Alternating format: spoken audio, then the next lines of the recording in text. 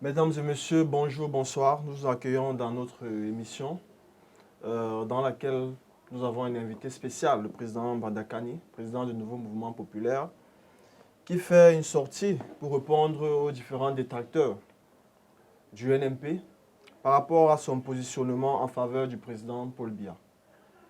Monsieur le Président, bonsoir. Bonsoir, mon cher Jules.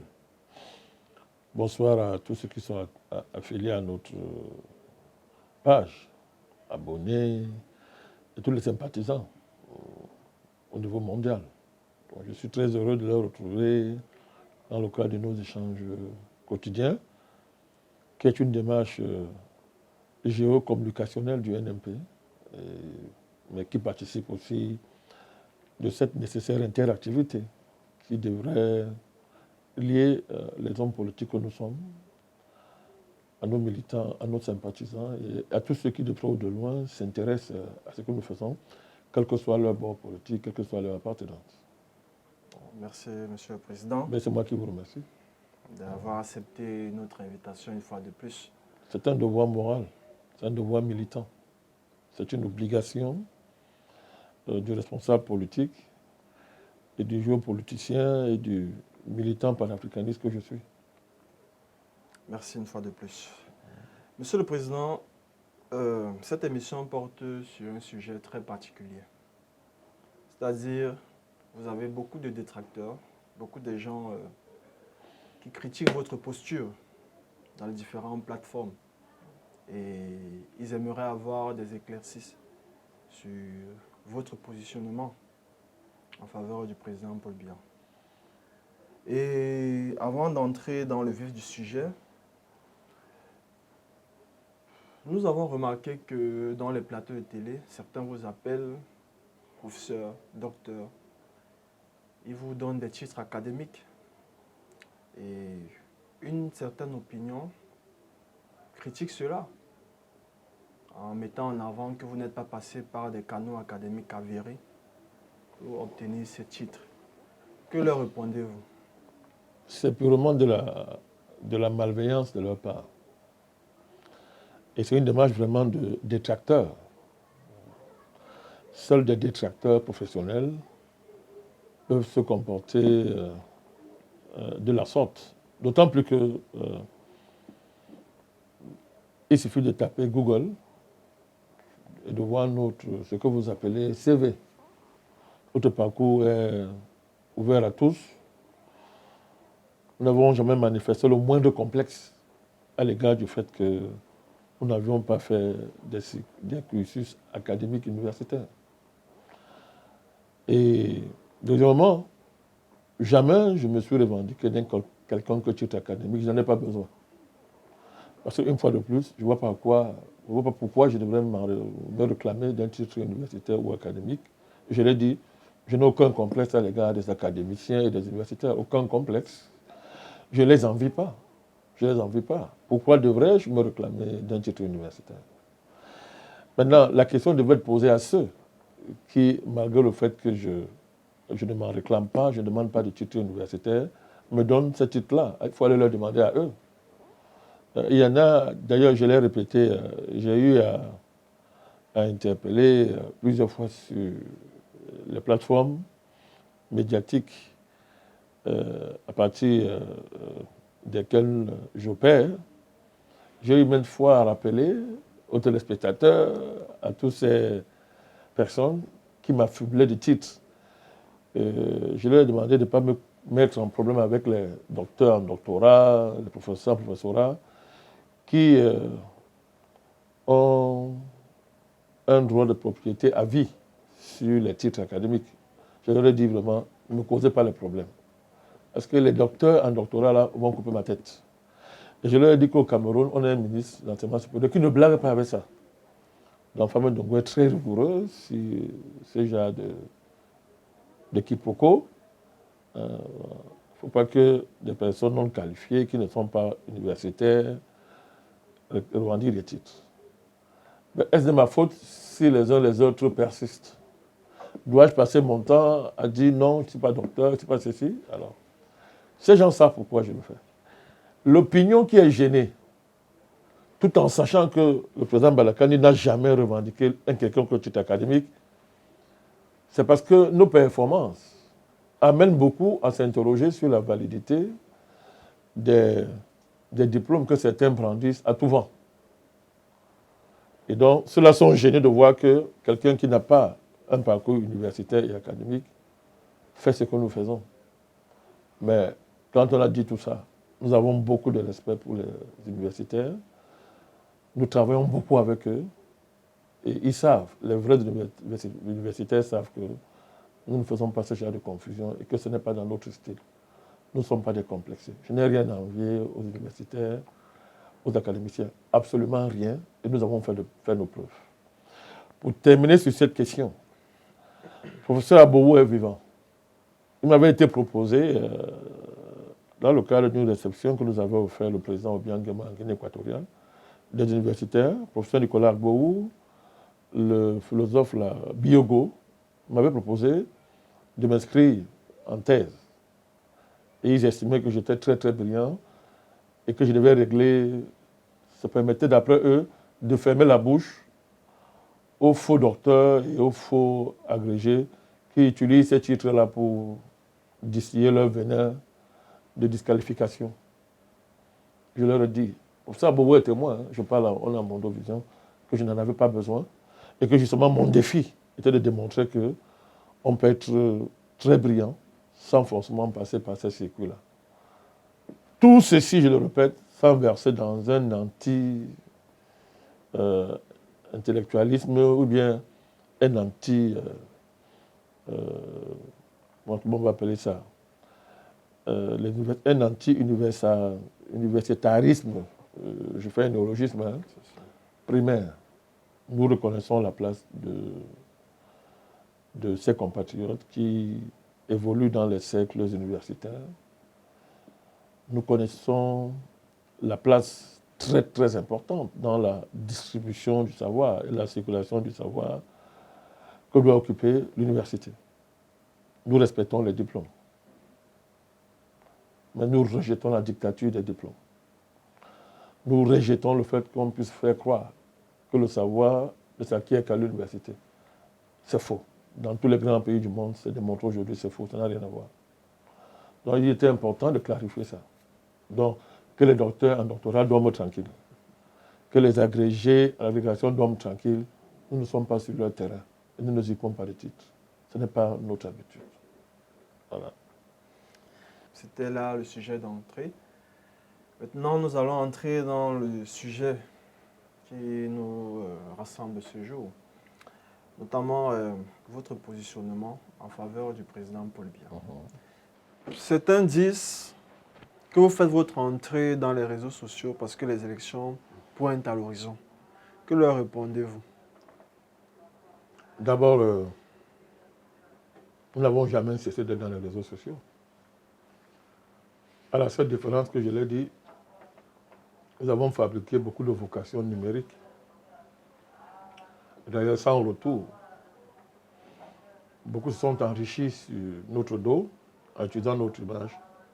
Nous avons laissé faire, démontrant par là que l'argent n'était pas notre préoccupation.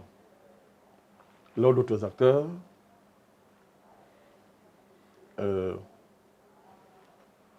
réconcilient la quête de l'argent et le combat. Mais nous avons démontré suffisamment que notre rôle, c'est ça aussi, un acteur stratégique, c'est d'être structurant. C'est d'être structurant. C'est-à-dire que si à travers notre mouvement des personnes, des vocations naissent et que ces vocations permettent à ceux qui les assument de gagner leur vie, c'est ça l'homme politique. Nous sommes des créateurs d'emplois, nous créons des vocations. On a toujours été dans les réseaux sociaux. La différence, c'est que cette fois-ci, nous avons créé la page officielle du parti. À quoi la création d'une page officielle d'un parti qui existe depuis des années et qui a transformé le paysage géopolitique de l'Afrique et les relations internationales, en quoi une telle page est faite pour les élections présidentielles? Mais Monsieur le Président, est-ce que la création, ça ne peut pas faire monter les enchères? Non, je vous en prie. Deuxièmement, de manière plus factuelle. Mais en 2018, nous avons été un acteur majeur des élections au Cameroun. Est-ce que pourtant on avait une page officielle? Est-ce que les élections de 2018 ne justifiaient pas la page officielle du parti? Toutes les raisons militaires pour que nous ayons une page officielle numérique du parti, on ne l'a pas fait. Troisièmement, nous sommes à l'heure d'élections municipales et législatives. Nous n'avons pas eu besoin de pages numériques. Les gens ont un problème. Ils pensent que leur façon de fonctionner est la seule manière de fonctionner qui s'impose à tout le monde. C'est ça leur problème. Et ils ont des fonctionnements très standardisés. Et c'est pour ça que beaucoup de ceux qui nous critiquent, qui sont des détracteurs, ne peuvent même pas être des panafricanistes. Parce que quand vous regardez l'organisation, les statuts de l'organisation et le mode de fonctionnement, c'est impossible qu'ils soient des panafricanistes. Les gens ne savent même pas qu'un parti politique panafricaniste a un type de statut et de règlement intérieur. Donc, des partis panafricanistes, soi-disant, quand vous regardez leur statut, leur règlement intérieur, c'est le copier-coller, c'est du classique. Ça montre qu'ils sont pendant le combat. Parce qu'un panafricaniste sait très bien qu'il y a un type de statut et de règlement intérieur, d'organisation interne d'un parti qui font que tu ne peux pas être un parti panafricaniste. Donc, nous ne fonctionnons pas comme nous ne sommes pas un parti classique. On ne se lève pas pour lutter contre l'impérialisme avec les méthodes créées par l'impérialisme. Ça n'a pas de sens. Donc, vous voyez très bien que cet argument ne tient pas. Ça ne tient pas parce qu'il y a eu des échéances politiques capitales pour un parti politique et nous, on n'a pas créé des pages officielles. La page officielle du NMP n'est pas motivée par l'élection présidentielle de 2025. Et pour finir, c'est ce que j'appelle les partis électoralistes. Les partis électoralistes n'existent que pour les élections.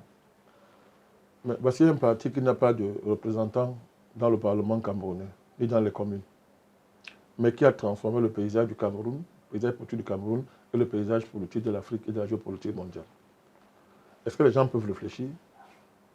Est-ce que les gens peuvent essayer de mettre leur analyse à ce niveau? Les partis institutionnels, qu'est-ce qu'ils ont fait pour l'Afrique de plus que le NMP? Donc notre agenda n'est pas un agenda électoraliste, on doit être clair. Et à partir de là, notre page numérique ne peut pas être justifiée par des tendances électoralistes. Voilà, aussi simple que ça. Le temps est arrivé pour le parti d'investir les réseaux sociaux et nous l'avons fait. Pour des raisons stratégiques, pour des raisons liées à l'avancement du combat du NMP, pour des raisons liées à notre propre agenda. Ce ne sont pas les dynamiques électoralistes sans tête ni queue qui nous poussent à aller investir les réseaux sociaux. Monsieur le Président, le fait que vous n'êtes pas dans les institutions, comme vous venez de le dire, ne fait-il pas du NMP un parti accompagnateur du RDPC? Un parti accompagnateur n'est pas aux élections. Nous sommes à l'autre élection municipale et législative. Sauf à réduire la vie politique à l'élection présidentielle, à ce moment-là, le débat est clair. Et deuxièmement, un parti politique, contrairement à ce qu'on vous a dit, n'a pas pour seul objectif de prendre le pouvoir. On a réduit un parti politique à la conquête du pouvoir. C'est essentiel, hein? C'est important. Mais des partis ont changé le monde sans arriver au pouvoir. L'UPC n'est pas arrivé au pouvoir. Quel est le parti qui a la puissance historique de l'UPC au Cameroun? Est-ce qu'il y en a? Beaucoup de partis ne sont pas arrivés au pouvoir et ont changé le monde par leur action, par le travail qu'ils ont fait. La politique n'est pas seulement conquête du pouvoir, encore que la conquête du pouvoir n'est qu'un moyen. Mais pour les autres partis politiques, conquérir le pouvoir, c'est le moyen et la fin. Et on voit dans quelle impasse les pays africains se trouvent quand on a une telle conception de la politique. Le NMP n'est pas un parti accompagnateur. Par rapport à quoi? Est-ce que il faut déjà voir l'âge du NMP? Lors des différents scrutins, si vous prenez les différents scrutins municipaux et législatifs au Cameroun, l'élection de 2013, je crois, municipale et législative de 2013, pendant que tous les partis camerounais couraient à cette élection, nous étions devant le consulat français pour demander le départ de près de 500 soldats français qui étaient stationnés en toute illégalité au nord du Cameroun. Dites-moi, à quoi servent les élections dans un pays qui est occupé par des soldats français? 500, plus de 500 soldats français, dans le cadre de Boko Haram. Boko Haram était à son départ. Les partis ont couru pour aller aux élections. Nous étions devant le consulat français pour demander le départ des 500 militaires français. Et nous l'avons obtenu. Les médias ont fait l'impasse sur ce travail. C'est à la faveur de ce travail, par exemple, que nous avons déposé une lettre ouverte à M. François Hollande. Nous avons envoyé une lettre par le biais du consul français qui était ici à l'époque. Et dans cette lettre, vous avez tous les développements panafricanistes que vous voyez à l'heure actuelle à l'Afrique, dans cette lettre-là. La France nous connaît, la France sait très bien, quand on parle du président Barakani, la France sait très bien à qui elle a affaire. Nous lui avons fait un courrier au président français de l'époque, François Hollande. Nous avons expliqué tout ça dedans. Vous voyez donc qu'on n'a pas la même vision politique, on n'a pas le même agenda que ces forces politiques-là. Ils préfèrent sacrifier le Cameroun pourvu qu'ils aient des strapontènes électoraux dans les communes et les municipalités, à l'Assemblée, en s'en fichant du fait que le territoire d'un pays est occupé par 500 soldats français, et plus de 400, en toute illégalité. Et quand on a fait ça, j'avais été reçu par les représentants de l'État dans le littoral qui m'ont félicité. Ils m'ont dit, Monsieur le Président, vous êtes une race en voie de disparition. Ce sont leurs mots. Hein. Vous êtes une race en voie de disparition. Émerveillés qu'ils avaient été par notre patriotisme. Donc, il faut savoir ce qu'on veut. Si les élections peuvent changer un pays, oui. Si les élections sont un moyen pour libérer le Cameroun, voilà l'autre démarche. Elle est différente de ceux qui vont aux élections, qui sont de ce que j'appelle l'électoralisme. L'élection est une fin en soi. Et voilà pourquoi vous avez vu des partis au Cameroun ont une très grande épaisseur électorale à un moment donné, et en moins d'une décennie ont disparu sur le plan électoral. Parce que c'est ça l'électoralisme. Dans un contexte comme celui-ci, l'électoralisme renvoie à ça. Mais il y a une démarche de fond, une démarche historique qui consiste à, comment dire ça, à faire un travail de sape tectonique dans le sens de démanteler l'État néocolonial. C'est notre démarche. C'est une démarche qui demande du temps. C'est une démarche qui n'est pas conciliable avec les agendas électoraux cycliques, 5 ans, de 5 ans, 10 ans, les mandats comme ça. On est dans un travail historique de fond. La question est de savoir, ce travail est-il payant? Oui. Maintenant, tout le monde est panafricaniste. Alors peut-être demain, il aura un reflet électoral qui sera à la hauteur de sa puissance.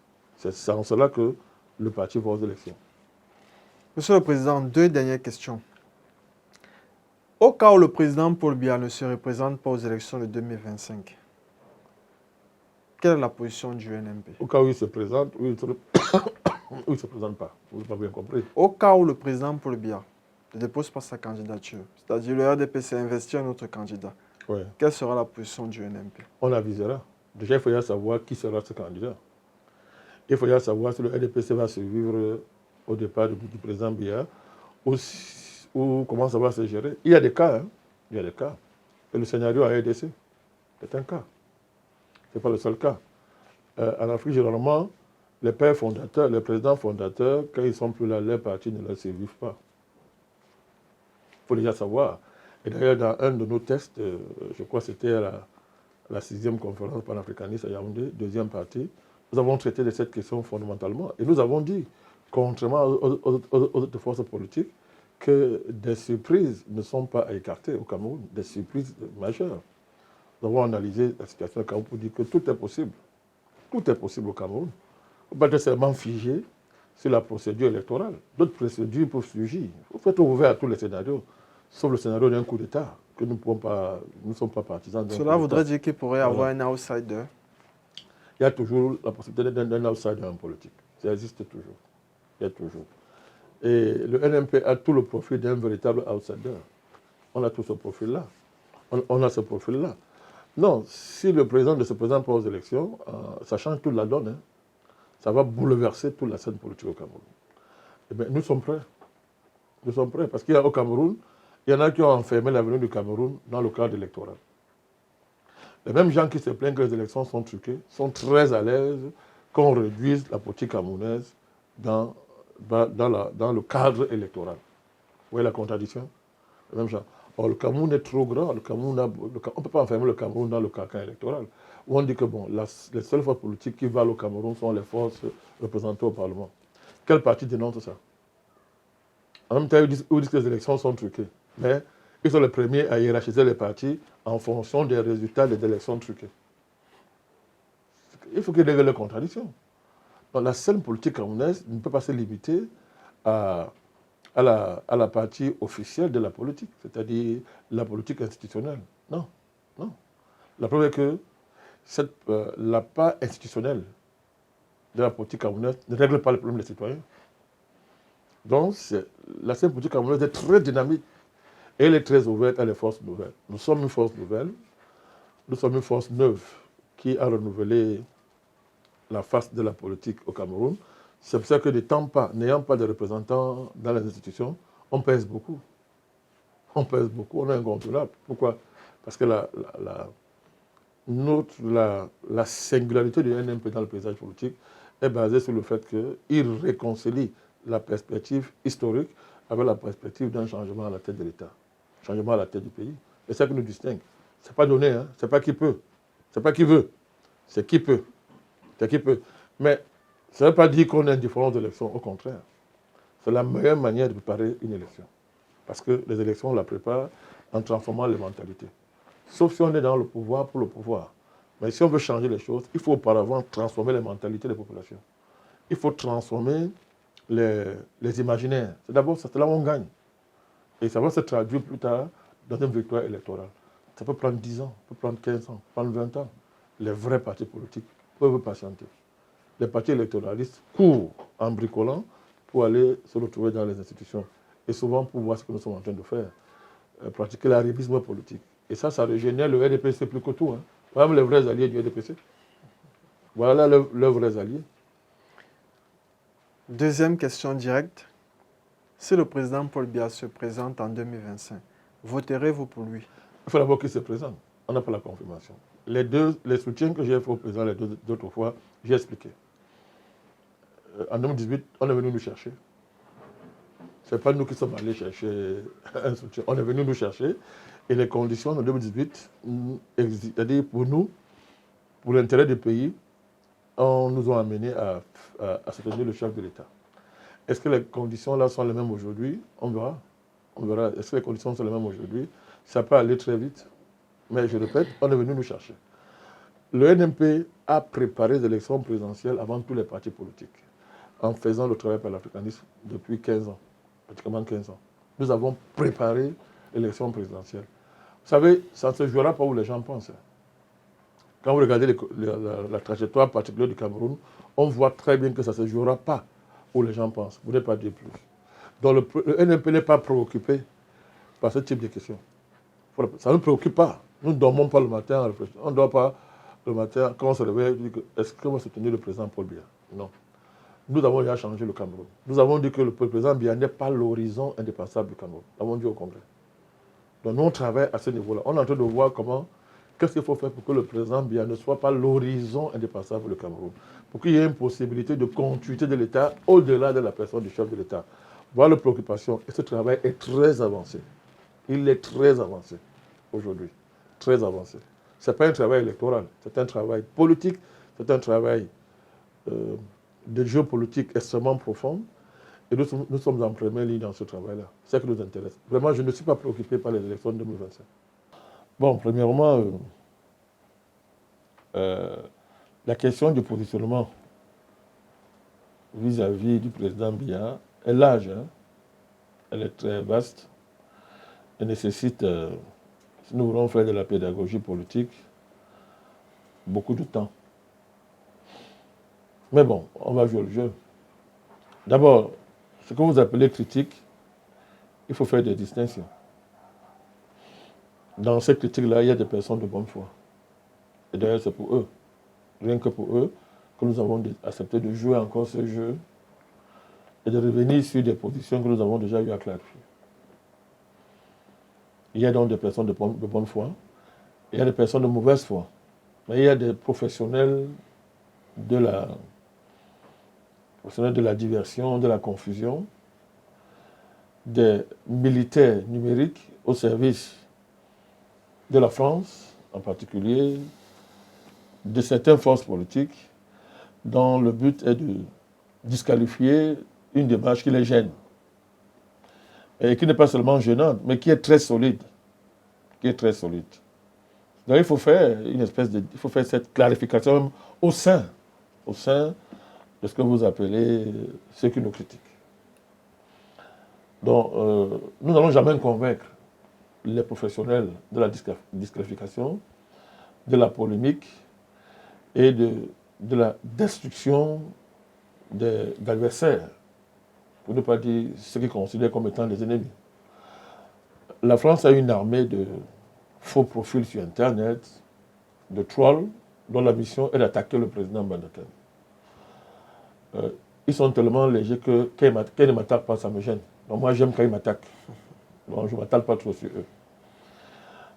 La deuxième catégorie, je me répète à dessein, c'est les partisans de certains partis politiques au Cameroun, anti-panafricanistes, qui sont très gênés par notre démarche et qui ne comprennent pas que nous ne leur fassons pas allégeance. Mais ils auraient intérêt à prier que nous ne leur fassions pas allégeance, parce que ça serait leur fin.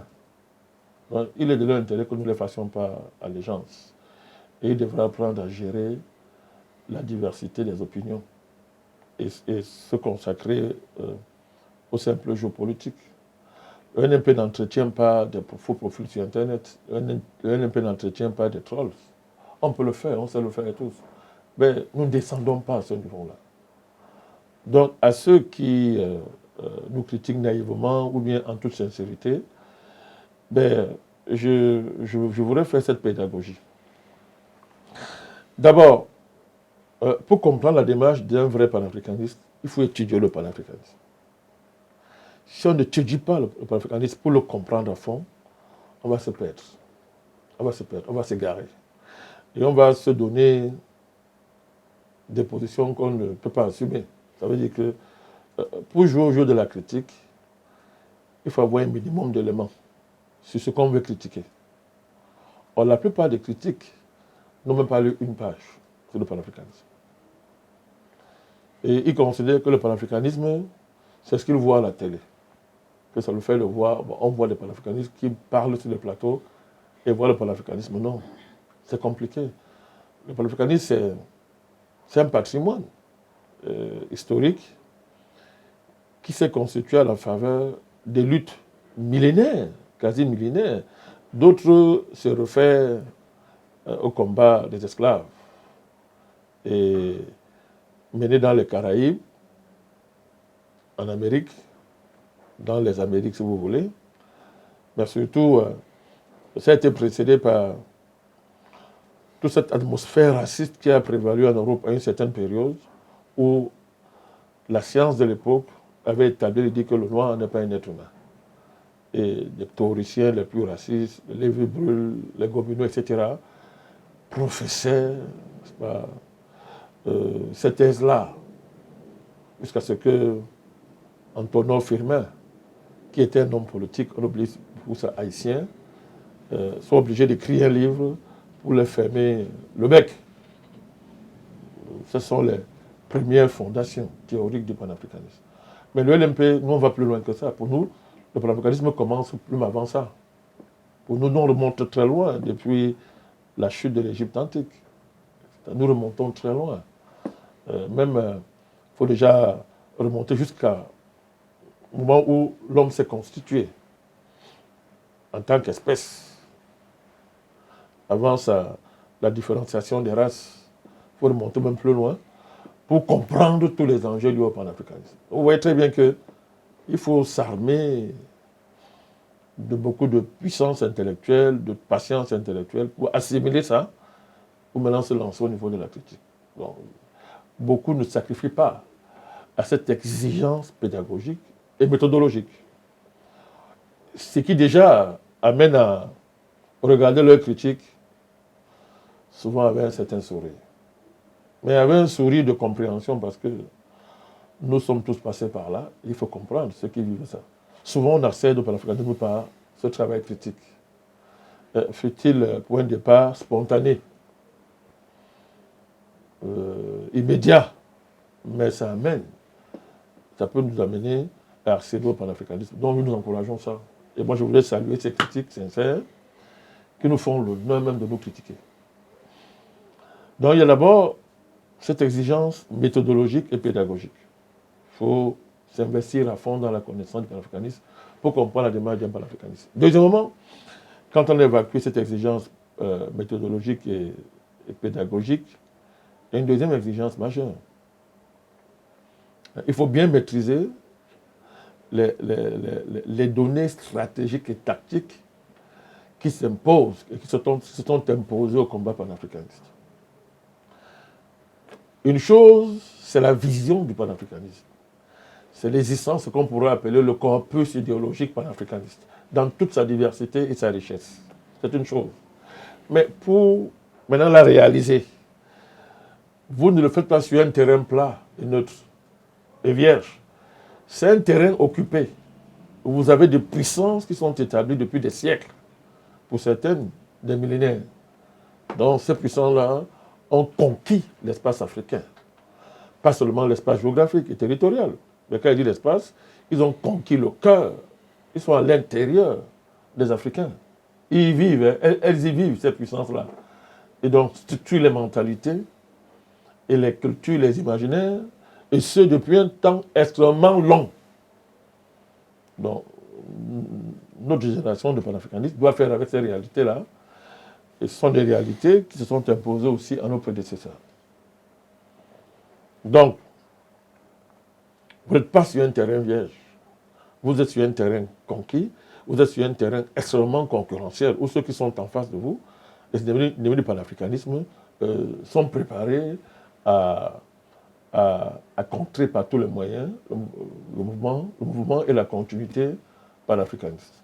Donc, ces forces-là donc diffusent des discours, des théories, des signes, des significations théoriques de tout genre, pour d'abord s'aimer la confusion, s'aimer une grande confusion dans l'imaginaire général, que ce soit en Afrique ou au Cameroun. Et deuxièmement, pour discréditer les discours panafricanistes. C'est très important de rappeler ça. Donc, et ce travail-là a renvoyé à l'arrière-plan les enjeux tactiques et stratégiques, sans lesquels, sans la maîtrise desquels, il n'y a pas de combat panafricaniste. Donc du coup, les gens se limitent à voir du panafricanisme ce qui est apparent. Et non pas le temps de soulever le couvercle de la Mamlite pour voir ce qu'il y a à l'intérieur de la Mamlite. Je voudrais parler des contraintes tactiques et stratégiques. Alors, ce qui permet donc de faire une autre clarification, et là pour entrer au cœur de votre question. Lorsque nous décidons de relancer le combat panafricaniste, il faut d'abord rappeler que pratiquement toute l'Afrique officielle et une bonne partie de l'intelligentsia, que ce soit universitaire, intellectuelle ou traditionnelle, sont toutes couchées sous les pieds de l'impérialisme occidental. Personne ne bronche en Afrique, et ça c'est depuis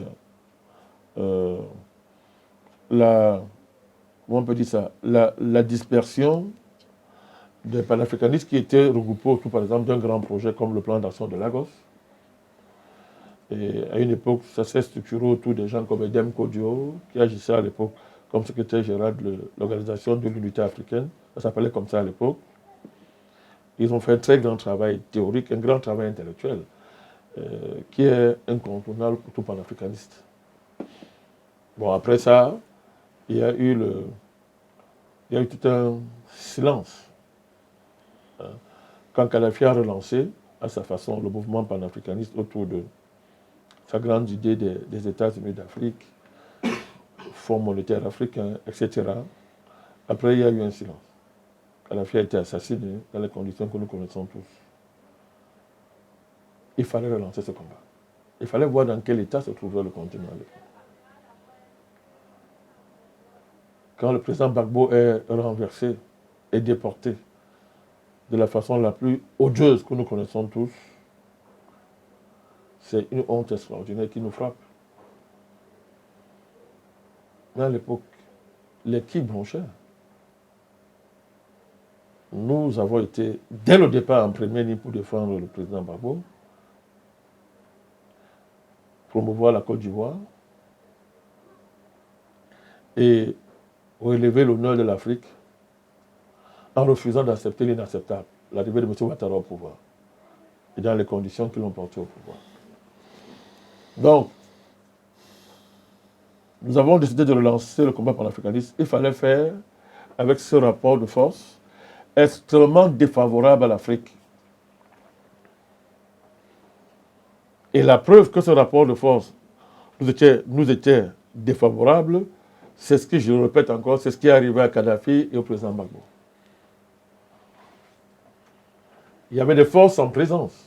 Les forces en présence, les forces réactionnaires organisées sous forme de partis politiques, dans les universités, les États, les sociétés civiles, même les sociétés traditionnelles. Toutes ces forces-là, pour la plupart, étaient acquises à l'impérialisme. Donc, le bon sens tactique et stratégique élémentaire consistait à prendre acte de ce rapport de force. Dans ces conditions, nous nous sommes dit que si nous commençons par attaquer les présidents, le système-là, on ne bougera pas d'un pied. Dois-je rappeler, le président Gbagbo venait d'être renversé sauvagement et déporté à la CPI. Pour ne pas citer le cas Kadhafi. Donc vous avez un peu de raison, quand vous voulez engager un combat, vous ne commencez pas par créer les conditions de votre défaite vous-même. Autant ne pas commencer le combat. Bon, si on est obligé de rappeler ça à des gens, c'est parce que nous sommes conscients des nécessités pédagogiques qui s'imposent encore dans un océan d'inculture stratégique, tactique et même idéologique. Donc, nous avons arrêté dans notre petit cercle restreint, après mille réflexions, que nous ne devions pas prendre pour ennemis nos chefs d'État. Quand on dit chef d'État, nous voulons parler de toutes les forces que ces chefs-là incarnent ou incarnaient à l'époque. Les églises, les mouvements religieux, etc., les sociétés traditionnelles, la société civile, les milieux intellectuels et les milieux d'affaires. Parce qu'à l'intérieur, il y avait certainement des forces progressistes, même si elles sont silencieuses, mais des forces réactionnaires. Deuxièmement, une analyse sérieuse. On ne peut pas dire que le problème de l'Afrique, comme beaucoup le disent, ce sont les chefs d'État. Et beaucoup voudraient que l'on adhère à ce genre de bêtises qui n'ont pas de fondement. Ils sont pas en train de voir comment, chaque fois, les chefs d'État changent et rien ne bouge fondamentalement. Les chefs d'État font partie du problème, mais ils font aussi partie de la solution. Mais il fallait déjà intégrer ça. Et deuxièmement, comme je l'ai dit, toujours savoir que la réalité est contradictoire. La réalité est contradictoire. C'est-à-dire, les réalités sont travaillées par le jeu de forces contraires, mais qui sont en même temps mêlées et qui se tiennent mutuellement. Ceux qui ont fait de la dialectique comprennent très mieux ce que je suis en train de dire. Quand je vous ai dit qu'on se lève pas n'importe comment pour se lancer dans la critique d'une dynamique aussi puissante et historique comme le panafricanisme. Donc nous avons dit, si nous prenons pour les chefs d'État pour adversaire, on aura en face de nous, on se sera trompé de chemin. Parce que que fera l'impérialisme à ce moment-là? Ils vont chercher à nous récupérer pour nous utiliser contre les présidents, comme ils font d'habitude, et après nous jeter comme le papier hygiénique. Ce serait une insulte grave à la mémoire de nos prédécesseurs, des héros panafricanistes passés. C'est cette base-là donc que nous avons lancé le combat panafricaniste, chers amis et chers camarades. Et les faits nous ont donné raison. Alors, si on prend le cas pratique du Cameroun, quel est le rapport de force au Cameroun à l'époque? À l'époque, le rapport de force est totalement en défaveur des panafricanistes. Sur le plan de l'organisation, ils sont les moins organisés. Au Cameroun, il faut dire qu'à l'époque, le seul parti panafricaniste, c'était l'UPC. Alors l'UPC était dans un état de division et d'émiettement évident pour tous.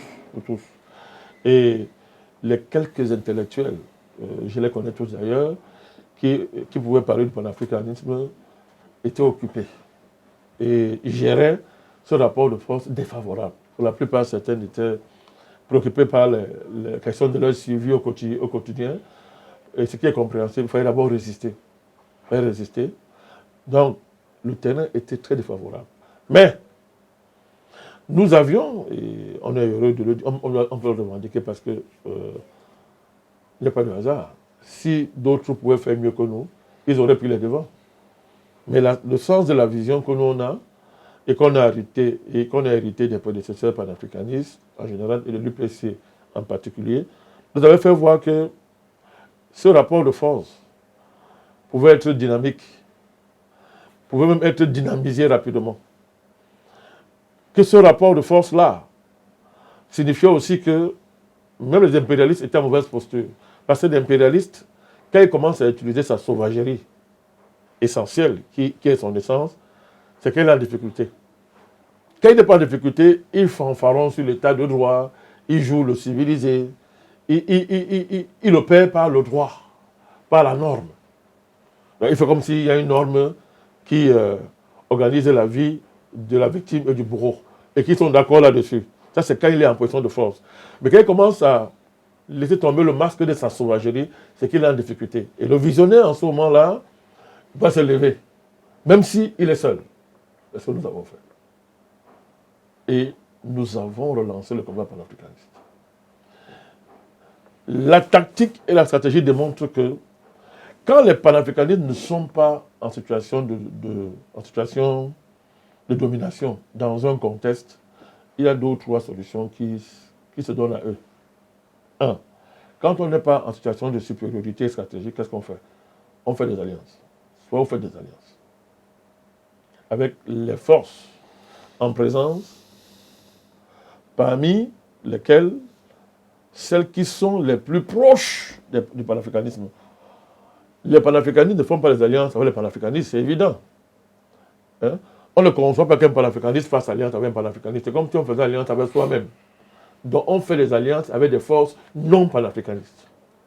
Parmi lesquelles les forces qui sont en situation, qui sympathisent, qui comprennent le panafricanisme. C'est la moindre des choses. Quand vous êtes en position de faiblesse, vous avez le choix. Quand j'ai fini de dire ce que je viens de dire, soit de vous taire, et de regarder le jeu. C'est un choix. Et on assume devant l'histoire.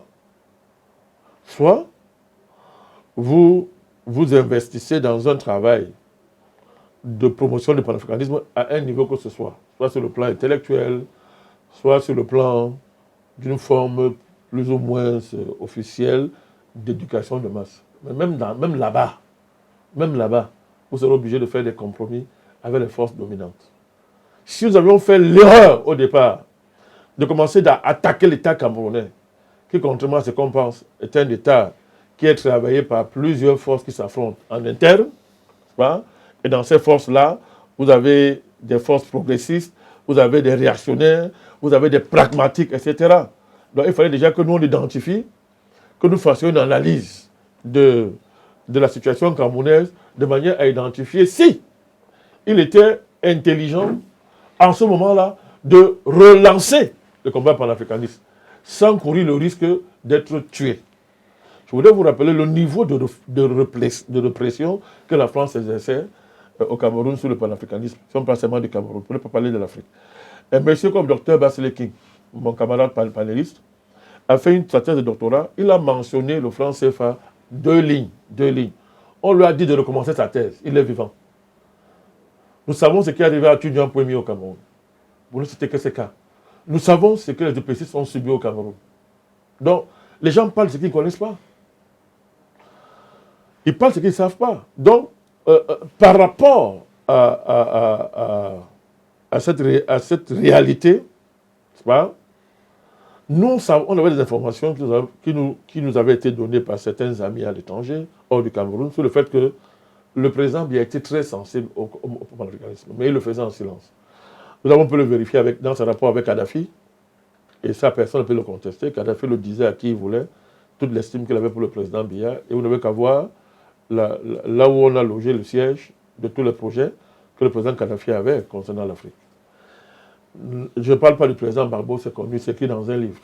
Mais nous avions des échos de nos amis ivoiriens et autres qui nous parlaient de la sensibilité du président Biya. Au-delà de ce que nous, en tant que Camerounais, à partir de nos analyses personnelles, on voyait et on avait identifié, même si le président l'a toujours fait en étant extrêmement prudent, parce que ceux qui ne connaissent pas l'histoire du Cameroun ne peuvent pas comprendre de quoi on parle. Il y a eu une guerre d'indépendance au Cameroun. Une guerre dans laquelle la France a investi toutes ses forces pour écraser le mouvement UPCiste au Cameroun. Ça a laissé des traces, ça a marqué l'État camerounais, ça a marqué. Donc l'État camerounais, est le fruit d'un choc historique entre, d'un côté, le mouvement nationaliste puissant, l'un des plus puissants que l'Afrique ait jamais généré, et d'un côté, le mouvement réactionnaire dominé par la France, consistant à effacer ce mouvement. C'est ce choc-là qui a produit l'État du Cameroun. C'est un État tiraillé, travaillé par ces deux forces contraires. Il y a des moments où les patriotes sont en situation de faiblesse. Et il y a des moments où les patriotes peuvent revenir en situation de force. Pendant très longtemps, avant les événements de Côte d'Ivoire et de Libye, les patriotes étaient en position de faiblesse au sein de l'État camerounais. Ça, c'est une analyse en profondeur que nous sommes en train de faire là. Hein. Ils étaient en position de faiblesse au niveau de l'État camerounais. Il a fallu un ensemble d'événements au Cameroun pour qu'ils commencent à avoir un équilibre extrêmement précaire entre les forces progressistes et les forces réactionnaires qui s'affrontent au cœur de l'État de Cameroun. C'est à ce moment-là que nous avons décidé de relancer le combat panafricaniste. L'homme qui vous parle a bientôt près de 35 ans de combat politique au plus haut niveau. Donc, on devrait nous considérer comme une certaine expérience. Donc, on ne se lève pas un matin pour faire ce que nous avons fait. Nous avons relancé le combat panafricaniste. Et très tôt, quand nous avons relancé ce combat-là, des forces au Cameroun ont voulu tuer le mouvement dans l'œuf. Mais il fallait le protéger. Et ce n'est pas sur les médias qu'on protège un pareil mouvement. C'est très facile de critiquer les gens à partir d'une position de luxe où on ne court aucun risque. Hein. Mais quand vous gérez un mouvement comme celui-là, dans un contexte comme le Cameroun, il faut le protéger. Il faut le protéger. Sinon, on tuait ça dans l'œuf. Et nous avons rapidement observé que l'État camerounais était traversé par deux courants. Il y avait ceux qui voulaient qu'on tue ce mouvement dans l'œuf. Et la France a tout fait. Laurent Fabius, à l'époque, avait tout fait. Toutes des pressions terribles ont été exercées sur le président Biya. 6 mois après le lancement d'Afrique Média, des pressions terribles ont été exercées sur le président Biya. Il n'a pas cédé. On est au fait. Je voudrais encore rappeler ici aux gens que lorsqu'on a fermé Afrique Média au Cameroun, à un moment donné, nous sommes témoins de ce que le président Biya fait pour qu'on ouvre cette chaîne-là. Le jour où j'écrirai mes mémoires, peut-être je parlerai de ces choses. Pour l'instant, ce combat n'est pas fini. Nous avons vu ces choses-là. Nous avons vu une partie de l'armée du Cameroun nous protéger. Je suis obligé de dire ça maintenant. Vous ne pouvez même pas tout dire. On a vécu ça, ces choses-là. Quand il y avait en face des forces réactionnaires qui étaient debout pour qu'on nous éteigne complètement. Donc, ce sont des faits. Ce sont des faits. Donc, ce qui amène à conclure, sinon ça va être très long, mais je pense que les gens sincères ont bien compris la démarche à ce niveau-là. Il fallait donc, comme je le dis, protéger on appelle ça, la dynamique naissante du panafricanisme. Et grâce à Dieu, on a réussi à lancer le mouvement, à l'imposer, à l'enraciner solidement. Aujourd'hui, il est indestructible. Il est indestructible. Alors, pour être encore plus précis, si le NMP, déjà en 2018, nous ne sommes pas en position d'être candidat, je l'ai déjà dit aux gens ici, parce qu'on n'avait pas de représentants au Parlement et dans les communes conformément à la loi. Et il faut dire que nous n'avons jamais été un parti électoraliste. Tellement nous sommes passionnés par ce combat qu'à un moment donné, il faut le dire, on s'en fichait même des élections. La situation était tellement difficile au Cameroun et en Afrique et ailleurs. D'ailleurs, après la Côte d'Ivoire, Sarkozy avait dit c'est le Cameroun qui était la deuxième cible. Et c'est M. Marafa. Vous voyez, moi je parle en mondovision. Depuis que moi je dis ces choses-là, vous avez vu qui me démentit. Parce que j'ai les preuves de ce que j'ai dit. Nous connaissons au Cameroun des endroits où M. Marafa était traité comme un chef d'État. On savait que c'est le président. Les expatriés français, certains milieux français, le disaient, c'était connu. Et à l'époque, nous avons pris nos responsabilités. Quand tout le monde fuyait le Cameroun, à la veille de l'élection 2011, des ministres avaient rangé leurs valises au consulat français, à l'ambassade de France. Il y a des ministres, il y en a qui sont encore là en fonction. Hein. Des gens fuyaient par toute la guerre. Nous avons pris nos responsabilités en 2011 pour dire que l'État ne tombera pas. Nous avons soutenu le chef de l'État. Pourquoi? Parce que, mais, qui devons-nous soutenir? Si vous laissez ce que j'appelle la famille upéciste, il y a la famille upéciste, qui est dans l'État que nous connaissons tous, qui va-t-on soutenir? La classe politique camerounaise est anti-panafricaniste primaire. Les opposants camerounais, pour la plupart, sont des anti-panafricanistes primaires. Je vous dis bien primaires. Et travaillent contre le panafricanisme au profit de leurs parrains étrangers. Dans la scène politique camerounaise, vous connaissez pas ce qu'on appelle le niveau de pourriture et de pourrissement qui exercent le parrainage, la question du parrainage et du tutorat. Chacun a son parrain et des tuteurs étrangers. Le grand politicien au Cameroun est celui qui a des parrains. Il y en a même qui se... Il y en a quand l'ambassadeur de France les visite, ils sont... C'est la jouissance suprême. Ils ont réussi leur carrière politique. Chacun cherche à avoir un réseau. Aux États-Unis, en France, en Occident, en Europe. Mais une telle démarche est-elle conforme avec le panafricanisme? Qui allons nous soutenir? Qui? Il n'y a pas. Alors, quand c'est comme ça, lorsque un panafricaniste comme votre serviteur a été aux côtés de la Côte d'Ivoire et que le président Sarkozy, qui a mis le feu en Côte d'Ivoire, a pour projet de mettre le feu au Cameroun, notre rôle, c'est quoi?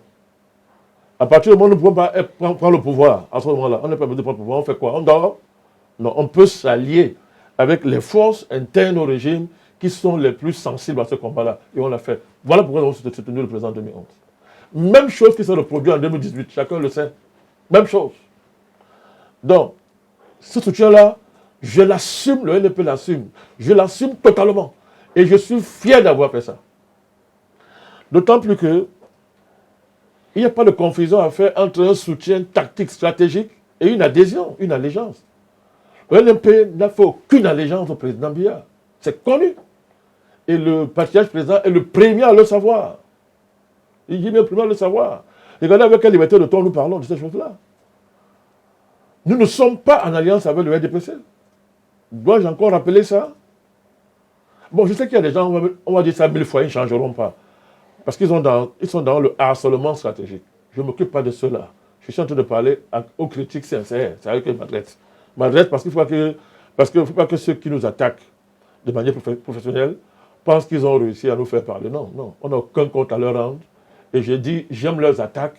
Et ils ne sont même pas encore au niveau où ils nous impressionnent. Je m'adresse aux critiques sincères, à ces Africains et Camerounais qui veulent comprendre. C'est eux que je parle aujourd'hui. Parce que cet exercice ne se répétera plus. Donc, qu'est-ce qu'on devait faire? Nous avions la responsabilité de faire comme beaucoup l'ont fait dans l'histoire. L'histoire est remplie de ces compromis nécessaires, de ces alliances tactiques, quand il faut sauver l'essentiel. Ça ne se passe toujours comme ça en politique et dans la guerre. Comme ça. Donc on a fait ça pour sauver notre pays et le stabiliser. Tous ces gens qui nous insultent au Cameroun, là, par exemple, au Cameroun qui nous critiquent, en professionnel de la provocation, du harcèlement et du dénigrement, mais ils habitent au Cameroun, ils sont au Cameroun, hein, et ils profitent de cette paix-là, qu'ils n'ont jamais défendue. Parce que pour la plupart, ils sont les arbitres d'un match qui ne les concerne pas. Ils attendent la fin du match pour s'aligner dans le camp de celui qui a gagné, sans devoir participer. Du coup, ils sont des super hommes, des grands. Je ne m'adresse pas à ces personnes. Ce sont des démissionnaires. Ce sont des personnes qui n'ont pas de dignité. Mais ce sont beaucoup comme ces personnes-là, sont en première ligne pour prendre ces postures. Ils jugent un match. Ils sont qui pour juger? Qui les a établis juges? Quelqu'un m'a demandé, mais qui êtes-vous pour juger, dire que tel est panafricaniste ou pas? J'ai cette légitimité. Parce que quand nous avons commencé le combat, il n'y avait personne. Quand on a commencé, tout le monde s'est mis contre nous. Beaucoup ont dit, on va vous tuer. Aboyeurs, je ne vais pas rappeler tout ce que tout le monde connaît ici. Aboyeurs, quand les Français ont mobilisé des milliards au Cameroun pour nous détruire, ils sont pleins. J'ai les noms qui ont pris de l'argent des Français et monté sur tous les plateaux au Cameroun pour nous insulter. Est-ce que vous savez que jusqu'à aujourd'hui, je suis interdit dans un des principaux médias au Cameroun, qui se dit média du peuple, parce qu'on m'a taxé d'anti-français? Je ne ferai pas l'honneur de citer ces médias, parce que malgré leur censure, nous évoluons. Nous faisons des bons. Et d'ailleurs, ils essaient même maintenant de vouloir nous faire revenir. Il n'y a plus moyen. Un des médias que nous avons fait monter, on a contribué à monter. Quand je parle du média, je ne confonds pas les journalistes qui y travaillent, parce qu'ils ont toujours été corrects avec nous. La direction de ces médias-là. Et d'ailleurs, un des parrains de ces médias est aujourd'hui un grand panafricaniste, autoproclamé, qui bientôt va nous donner les leçons. Un des parrains, bien connu. Donc, tous ces médias-là, la France a mis de l'argent pour nous détruire. Qui ne se souvient pas de l'offensive de la France au sein même du CNC, sous Peter Soka? Il y a des noms que je ne vais pas citer ici par dignité. Il y en a qui sont même décédés. Je ne vais pas citer le nom, ils ne sont plus là. L'argent a circulé des millions, monsieur, pour nous détruire. Et pendant que ces gens faisaient tout ça, le président Biya n'a pas cédé à ça. Faut-il rappeler à ces gens que M. Ouattara a mis 6 milliards, 6 milliards, pour qu'on ferme Afrique Média au Cameroun. Et à l'époque, le président Biya a dépêché son ministre de la Communication. Il est encore là, René Sadi. Il est en fonction. Ils ont envoyé un représentant à mandat fils sur nos plateaux pour nous dire que l'État camerounais n'est pas là pour dissoudre les médias. Et deux, qu'ils soutiennent ce que nous faisons. Il y a des archives. Il y a des archives. Il y a des archives. Monsieur Mandafi s'est passé sur un plateau avec nous pendant au moins 2 ou 3 heures du temps. Et pour dire que le gouvernement, que nous soutenons ça, on ne fermera pas. Donc, eh bien alors, donc pourquoi M. Ouattara, est-ce que le Cameroun a engagé une démarche pour aller fermer les médias en Côte d'Ivoire? M. Ouattara a passé son temps, quand il ne pouvait pas assassiner les partis d'Afrique Média, mais à monter des coûts financiers pour qu'on nous ferme. On n'a pas été fermé au Cameroun. C'est que genre de politique qu'on veut nous pousser à faire. Ça ne peut pas être reconnaissant pour ce genre de choses. Moi, je ne suis pas un sorcier. La politique, ce n'est pas la sorcellerie. Donc, ça c'est clair. Alors, donc, voilà le contexte stratégique qui demande de la souplesse tactique et stratégique pour ne pas tuer un combat, pour ne pas courir sans bouger, c'est-à-dire courir sur place. Et ce choix a payé.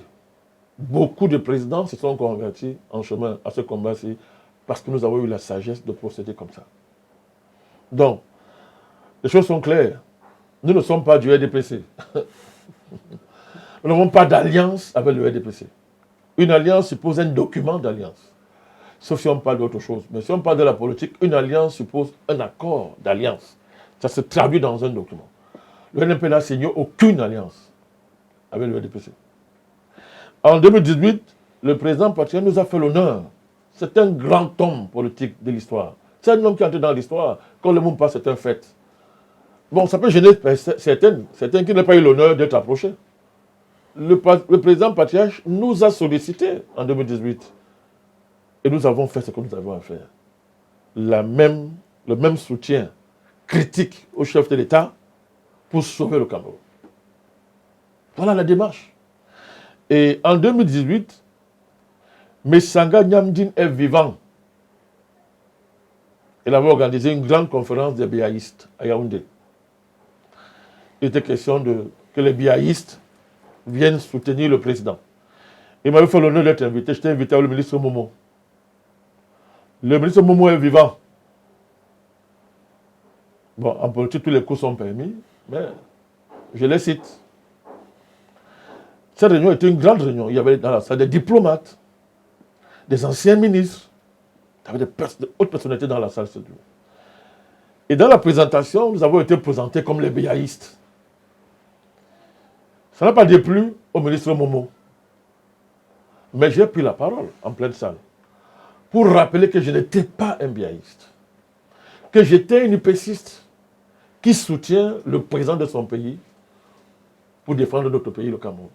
En pleine salle. Mais c'est quand il me dit les témoins.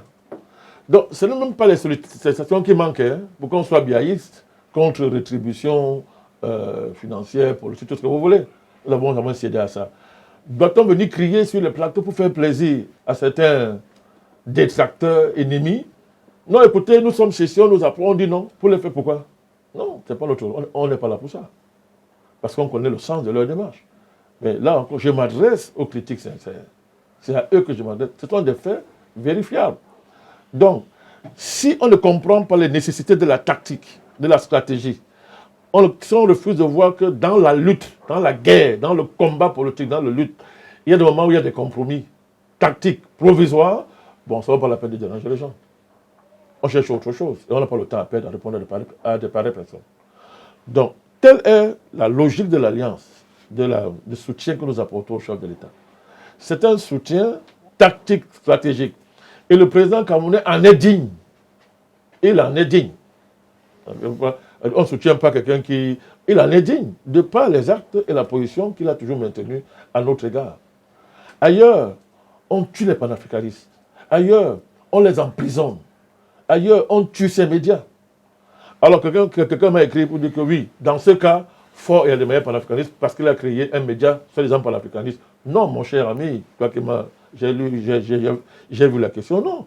Parce que imiter une démarche, c'est une chose. Mais en être un pionnier et assumer les duretés, les exigences d'être pionnier, c'est autre chose. Aujourd'hui, il y a 1000 médias panafricanistes, permettez-moi de rire. Beaucoup de médias s'autoproclament panafricanistes, regardez les plateformes là. Mais la France en a créé beaucoup. La France en a créé beaucoup. Mais au Cameroun, on connaît qui a créé Afrique Médiation, pas d'Afrique Média. Il est là, il est vivant. Et on sait comment nous avons commencé, Afrique Média. On sait, c'est devant tout le monde. Donc, qu'aujourd'hui, des faux panafricanistes viennent créer des médias pour jouer le jeu, c'est leur problème. Bon, et maintenant, s'il y a des bons convertis, tant mieux. Mais on ne peut pas prendre Faure et Adema pour dire que maintenant que Faure aussi a créé Adema, les panafricanistes, ce n'est pas la même chose. C'est un raccourci qui n'est pas élégant, pour rester poli. Ce n'est pas élégant. Ce n'est pas intelligent. Ce n'est pas digne des personnes intelligentes. Monsieur Faure a demandé pas un panafricaniste. Sa démarche montre tous les jours qu'il n'est pas un panafricaniste. Qu'il ait posé des actes qui, à un moment donné, ont été en convergence avec le panafricanisme. Oui, c'est sa position lors des sanctions de la CEDEAO contre le Mali, contre le Niger, etc. Nous avons salué ça à l'époque. Et nous avons dit, nous n'oublierons jamais. Pareil pour Doumbouya. Mais ça ne veut pas dire qu'ils sont des panafricanistes. Des chefs d'État sont panafricanisants. Il faut distinguer ça. Des chefs d'État panafricanisants, des chefs d'État panafricanistes et des chefs d'État qui, de temps en temps, par leurs actes, soutiennent le panafricanisme. Il ne faut pas confondre les choses. Bon, il arrive que nous les appelons panafricanistes. Parce que nous sommes dans une démarche pédagogique, dans une démarche stratégique. Mais, de là quand même, quelqu'un qui est un peu sincère et qui est sérieux peut faire la part des choses dans tout ça. Donc, c'est parce que Faure a créé un média, soit des hommes panafricanistes, les panafricanistes, vous n'en savez rien. Moi, je peux citer ici des médias qui se passent par panafricanistes, qui sont dans les mains de criminels et de mercenaires. Mais ce n'est pas le moment de régler des comptes. Ce n'est pas le moment. Ce n'est pas le moment. Nous avons la généalogie, la cartographie de tous les médias qui sont prétendument panafricanistes. Nous savons qui est qui fait quoi là-dedans. Ce que beaucoup de gens ne savent pas. Mais ils se limitent à l'écume des choses. Donc, je pense que là, on a été clair. Je ne suis pas du RDPC, je ne serai jamais. C'est vrai qu'en politique, on dit jamais. Mais je dis jamais pour montrer à quel niveau je veux que les gens comprennent. On n'est pas du RDPC. On n'a jamais été du RDPC. Deuxièmement, mais quand on dit qu'on soutient quelqu'un, il y a des bénéfices, non?